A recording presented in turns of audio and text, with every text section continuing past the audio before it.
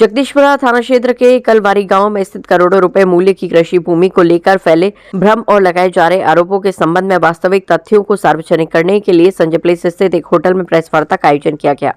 Press वार्ता में शरद चंद्र बंसल ने बताया कि मौजा कलवारी तहसील व जिला आगरा स्थित खसरा संख्या 60 एवं 61 की कुल 1.0190 हेक्टेयर भूमि उनकी माता स्वर्गीय सरला रानी बंसल के स्वामित्व में थी। उन्होंने अपने जीवन काल में दिनांक 30 मार्च 2012 को विधिवत वसीयत के माध्यम से उक्त भूमि अपने इकलौते पुत्र शरद चंद्र बंसल के नाम कर दी थी। सरला रानी बंसल के निधन 13 मई 2020 के उपरांत दिनांक 15 जनवरी 2021 को खतौनी में शरद चंद्र बंसल का नाम विधिवत दर्ज हो गया।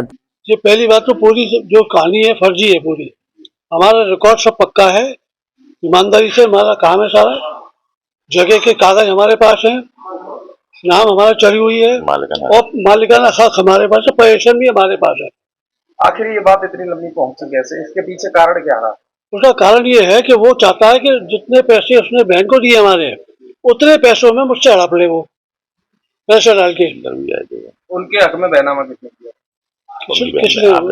मिलन बंसल ने, हमारी बहन ने, फर्जी तरीके से, जबकि उनका नाम नहीं था तहसील में रिकॉर्ड में।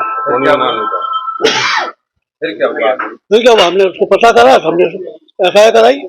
आपने FIR कब कराई थी? हमने कराई है 2023 में। अभी वो मौजूदा हालातों में जमीन किसके नाम? मेरे नाम, शरद चंद्र बंसल के नाम। आपकी बहन ने जो उनके नाम हक में बहनामा किया तो वो किस आधार पर किया था? वैसे ही जबरदस्ती कराया गया था उनकी बहन से, और उसकी जांच। ये जो जगह थी मेरी माताजी के नाम थी। मेरी माताजी ने मेरे नाम वसीयत करके रखी हुई थी। उनके ध्यान के पश्चात वो वसीयत मेरे पास मिली मुझे, और उसके आधार पे हमारे पास ये मालिक बने उसके हम। इस बीच में हमारी छोटी बहन को बरगला के गौतम ने एग्रीमेंट करे 1/3 के पहले, फिर आधी जमीन की रजिस्ट्री कर ली फर्जी तरीके से बिना खतौनी के नाम पे, जिसकी हमने शिकायत करी DM को, कमिश्नर पुलिस, सब जगह हमने शिकायत करी। और इन्होंने जो भी कागज वहां सबमिट किए कोर्ट में, वो डिसमिस हो गए जांच में सब फर्जी पाए गए। ये कसकान गौतम और शशिकांत गौतम अब से नहीं, पिछले कई वर्षों से यही माफिया आए करते चले आए हैं।